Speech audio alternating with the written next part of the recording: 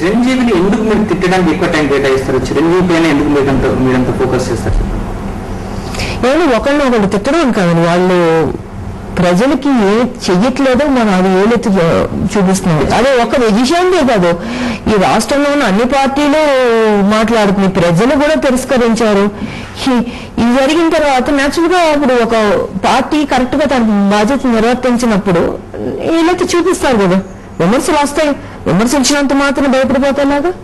మీరు చిరంజీవి మీరు ఇద్దరు యాక్ట్ చేసినప్పుడు మీ ఇద్దరి మధ్యలో ఉన్న మనస్పర్ధలు కానీ లేకుంటే గొడవలు కానీ అట్లాంటివి ఉండేవి ఎందుకు? మీరు చిరంజీవి పైన ఇప్పుడు రాజకీయాలు అంటే ఇప్పుడు మీరు చెప్పే అతను కాదండి, ఇప్పుడు అతను వచ్చే పార్టీ పెట్టాడు, అతను పార్టీలో వచ్చి మా తెలంగాణకి ఎన్నికల ముందు ఒక మాట అన్నారు, ఎన్నికల సామాజిక తెలంగాణ లేకపోతే తెలంగాణకు మేలు చేస్తాం ఇవన్నీ అన్నారు.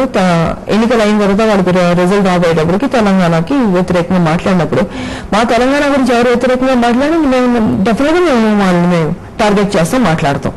దానంత మాత్రాన ఈ ఒక్క వ్యక్తిని మీరు అంటున్నారంటే దానికి అర్థం లేదు. ఆ వ్యక్తి రాజకీయాల్లో ఉన్నాడు కాబట్టి, రాజకీయాల్లో లేని వ్యక్తుల గురించి మేము మాట్లాడట్లేదు. ప్లస్ తెలంగాణ గురించి కించపరిచి మాట్లాడినప్పుడు ఏ తెలంగాణ బిడ్డైనా ఊరుకోరు కదా. లేదా మా తెలంగాణ కోసం మేము పోరాడుతున్నప్పుడు మేము మొన్న వచ్చి మా తెలంగాణ విమర్శిస్తే మేము ఎందుకు ఊరుకోవాలి? సో చివరిగా మీరు బర్త్డే వేడుకలు దూరంగా ఉన్నారు, తెలంగాణ వచ్చిన తర్వాతే మీ బర్త్డే వేడుకలు జరుపుకుంటాను, ఫ్లవర్ బొకేస్ తీసుకుంటానని చెప్పి చెప్తున్నారు. సో మీ ఎక్స్పెక్టేషన్స్ ఏంటి? ఇప్పటిలోపుగా తెలంగాణ వస్తుంది, దానికి విజయశాంతి ఏం చేస్తుంది? విజయశాంతి ఒక్కతే కాదు కదా, 4 కోట్ల మంది తెలంగాణ ప్రజలు అందరూ కృషి చేస్తున్నారు.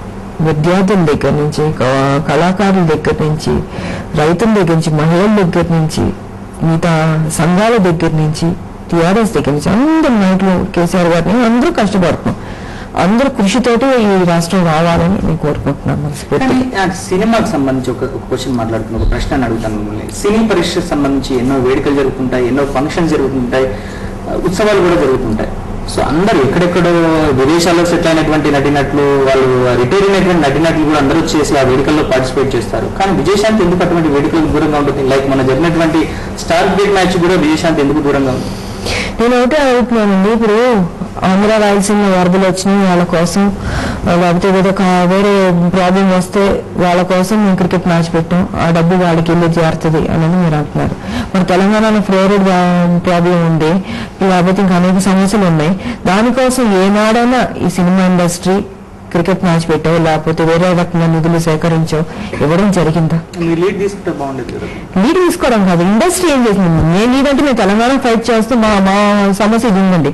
ఇండస్ట్రీ ఏం చేసింది? మరి ఇండస్ట్రీని వచ్చి ఇన్నేళ్లు తెలంగాణ ప్రజలు ఆదరించారా లేదా? ఒక్కొక్కళ్ళ రెమ్యునరేషన్ తెలంగాణ నుంచే కదా వస్తుంది, బాగా తీసుకుంటున్నారు మీ కోట్లు.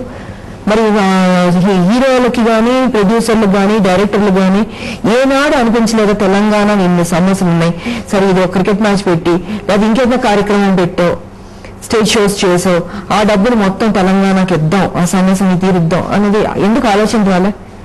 మీరు ఎంతసేపు ఆంధ్ర రాయలసీమను కాన్సన్ట్రేట్ చేస్తారు, ఎందుకు తెలంగాణ చేయట్లేదు అని నేను సినిమా ఇండస్ట్రీని అడుగుతున్నాను. అందుకే ఇప్పుడు వాళ్ళకి ప్రేమ లేనప్పుడు తెలంగాణ మీద నాకు అన్ని ప్రేమ ఉండాలి. విజయశాంతి గారు, ఇప్పుడు తెలంగాణ వచ్చేస్తుంది, రాష్ట్రం ఏర్పడుతుంది, సో ఇక్కడ సినీ ఇండస్ట్రీ ఉంటుంది, సీమాంధ్రలో కూడా సినీ ఇండస్ట్రీ ఉంటుంది. తెలంగాణలో ఇప్పటికే మీరు చాలాసార్లు చెప్పారు తెలంగాణ కళాకారులకు అన్యాయం జరుగుతుంది, వాళ్ళకి మంచి క్యారెక్టర్స్ రావట్లేదు అని చెప్పేసి. ఒకవేళ తెలంగాణ వచ్చిన తర్వాత తెలంగాణ కళాకారులను ఎంకరేజ్ చేసేందుకు, వాళ్ళకి మంచి క్యారెక్టర్స్ ఇప్పించేందుకు విజయశాంతి ఏం చేస్తుంది? ఆ రోజు పరిస్థితిని బట్టి డెఫినెట్ గా ఒకళ్ళు ఇప్పించి అక్కర్లేదు. మాకంటూ ఒక ఇండస్ట్రీ ఉంటుంది, మాకంటూ ప్రొడ్యూసర్లు, డైరెక్టర్లు, అందరు హీరోలు అందరు ఫామ్ అవుతారు. అది డెఫినెట్ గా అద్భుతంగా ఉంటుంది. స్టూడియోస్ కూడా నిర్మించబడతాయి, అందంగా కూడా ఉంటుంది డెఫినెట్ గా. ఇప్పుడు దాదాపుగా ఫైనల్ స్టేజ్కి వచ్చింది అని చెప్పి చెప్తున్నారు. శ్రీకృష్ణ కమిటీ వేశారు. సో దీనికి సంబంధించి ఇప్పటికీ ప్రజాభిప్రాయ సేకరణ జరుగుతుంది. సో ఉప ఎన్నికలు కూడా జరుగుతున్నాయి, 10 స్థానాలకు ఉప ఎన్నికలు జరుగుతున్నాయి. సో అగ్ని పరీక్ష లాంటిది ఇది ఇప్పుడు. సో విజయశాంతి ఎట్లా ప్రచారం చేస్తుంది? ఈ 10 స్థానాల్లో గెలుపు ఓటములకు సంబంధించి ఎట్లా ఉండబోతాయి ఏం చెప్పి? గెలుపు ఓటమి అనేది సహజం ఉంది, దాన్ని మనం సీరియస్ గా తీసుకోవాల్సిన అవసరం లేదు. బట్ నేను చెప్పేది ఇక్కడ సమైక్యవాదమా తెలంగాణ వాదమా? ఇప్పుడు నేను అనేది ప్రజలకు పరీక్షది, నాకు పరీక్ష కాదు. పరీక్షలు పెట్టేదే మీరని చెప్పేసి లేదు, ప్రజలకు పరీక్ష లేదు. ప్రజలకు ఎగ్జామ్ పెట్టాము, దాంట్లో వాళ్ళు చక్కగా రాయాలి, పాస్ అవ్వాలి. అంటే తెలంగాణ ఎవరైతే ఎమ్మెల్యేలు రాజీనామా చేశారు పాపం, 8 months లో వాళ్ళు గెలిచి రాజీనామా చేసి ఒక సాక్రిఫైజే కదా పాపం. తెలంగాణ కోసం చేసినప్పుడు అలాంటి వాళ్ళని గెలిపించుకోవాల్సిన బాధ్యత మరి తెలంగాణ బిడ్డలకు ఉందా లేదా? సో అది వాళ్ళ తెలంగాణ బిడ్డలకి నేను పరీక్ష పెడుతున్నాను. సో మీ నెక్స్ట్ బర్త్డే నాటికి తెలంగాణకు సంబంధించి ఒక సినిమాలో యాక్ట్ చేస్తున్నట్టుగా కూడా చెప్తున్నారు.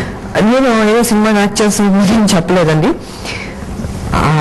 అన్ని కుదిరితే, టైం దొరికితే, నేను సాటిస్ఫై అవుతే, చేయాలని అనిపిస్తే దెన్ ఐ డూ ఇట్. అంతేగాని కన్ఫర్మ్ గా ఉందని మాత్రం ఏం లేదు. సో విజయశాంతి గారు, నెక్స్ట్ బర్త్డే నాటికి అంటే ఈ బర్త్డే మీరు ఏం ఎక్స్పెక్ట్ చేస్తున్నారు? నెక్స్ట్ బర్త్డే నాటికి ఇది తెలంగాణ రావాలండి, అదొక్కటే నేను కోరుకుంటున్నాను. ఎందుకంటే లాంగ్ గా మేము పోరాడి త్యాగాలు చనిపోవడం నిజంగా బాధగా కూడా ఉంది. దీనికి ఫుల్ స్టాప్ పెట్టాలి. తెలంగాణ వాళ్ళు ఎట్టి పరిస్థితుల్లో కేవలం ఇచ్చి తీరాలని నేను మనస్ఫూర్తిగా ఈ రోజు నా పుట్టినరోజు నాటిని కోరుకుంటున్నాను భగవంతుడు. Thank you very much Vijayashanti గారు.